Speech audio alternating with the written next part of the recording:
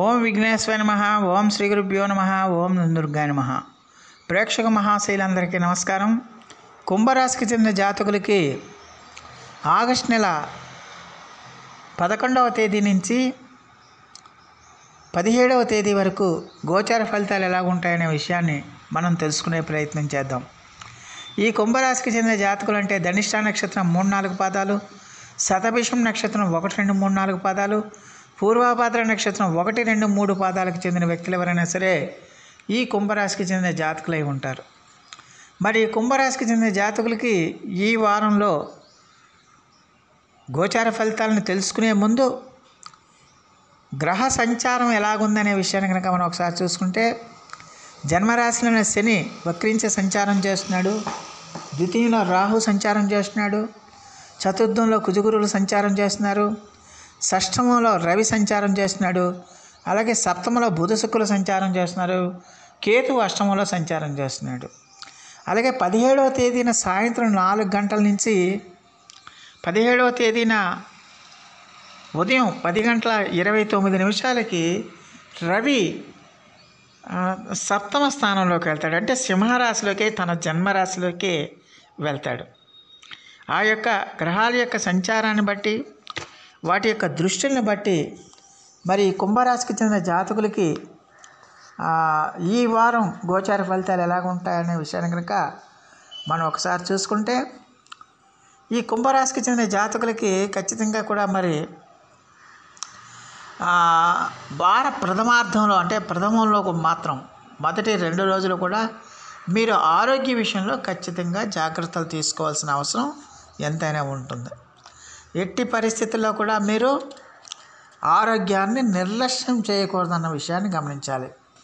అలాగే ఏదో ఒక రకమైన డబ్బులకు బాగా ఖర్చు అవ్వడం, ఏదో ఒక రకమైన మానసికమైన ఆందోళన ఉండటం, కొంచెం శారీరకంగా మానసికంగా కూడా కొంచెం బలహీనంగా ఉండటం, ప్రతి పని ఏదైనా పని చేద్దామంటే దానికి ఆసక్తి ఎక్కువగా చూపించలేకపోవటం, ఇలాంటివన్నీ కూడా జరగడానికి అవకాశం ఉంటుంది. కాబట్టి ఈ కుంభరాశికి చెందిన జాతకులు కొంచెం జాగ్రత్తగా ఉండాల్సిన అవసరం 11-12 తేదీల్లో జాగ్రత్తగా ఉండాల్సిన అవసరం ఎంతైనా ఉంటుంది.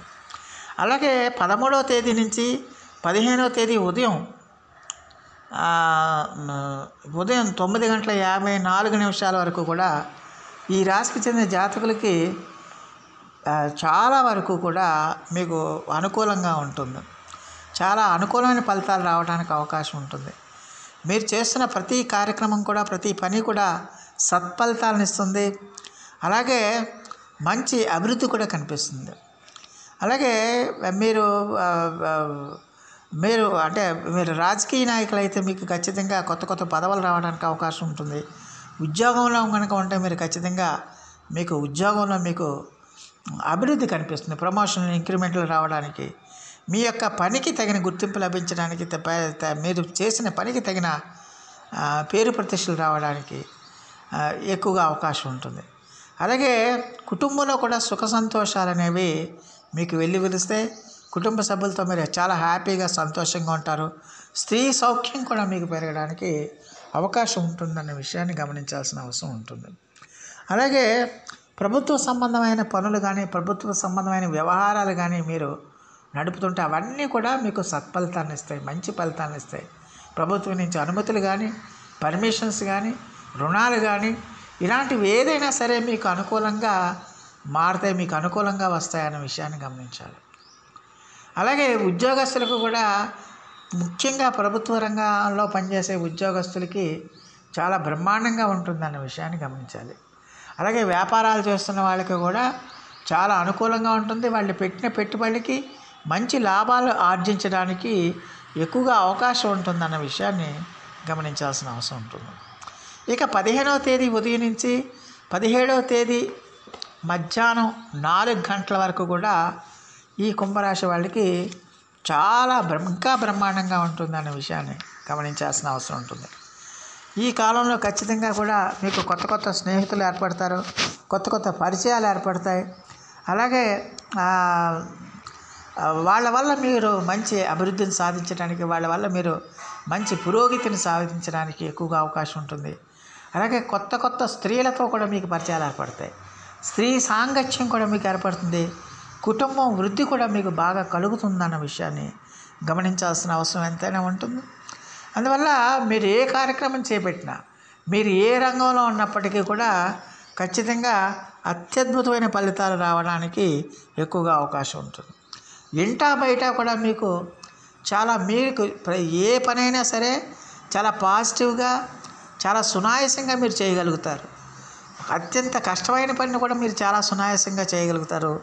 దానివల్ల మీరు చాలా సంతోషంగా, సుఖంగా ఉండటానికి, ఆనందంగా ఉండటానికి ఎక్కువగా అవకాశం ఉంటుంది. స్నేహితులతో వినోద కార్యక్రమాల్లో కూడా పాల్గొనడానికి ఎక్కువగా అవకాశాలు ఉంటాయి. అలాగే మంచి నిద్ర, మంచి భోజనం, మంచి నిద్రా సుఖం కూడా కలగడానికి అవకాశం ఉంటుంది. ధనధాన్య వస్తు లాభాలు కూడా కలగడానికి ఎక్కువగా అవకాశం ఉంటాయి. అలాగే మీ కీర్తి ప్రతిష్టలు కూడా బ్రహ్మాండంగా పెరుగుతాయి. గౌరవ మర్యాదలు పెరుగుతాయి. గౌరవ సన్మానాలు కూడా మీరు పొందడానికి ఎక్కువగా అవకాశం ఉంటుందన్న విషయాన్ని గమనించాల్సిన అవసరం ఎంతైనా ఉంటుంది. అలాగే ఈ రాశికి చెందిన జాతకులకి ఖచ్చితంగా కూడా మరి ఈ కాలంలో, నేను చెప్పిన కాలంలో ఖచ్చితంగా మీకు చాలా వరకు అనుకూలమైన ఫలితాలు రావడానికి ఎక్కువగా అవకాశం ఉంటుందన్న విషయాన్ని గమనించాల్సిన అవసరం ఎంతైనా ఉంటుంది. అలాగే ఈ రాశికి చెందిన జాతకులకి మరి 17వ తేదీ సాయంత్రం నుంచి మరి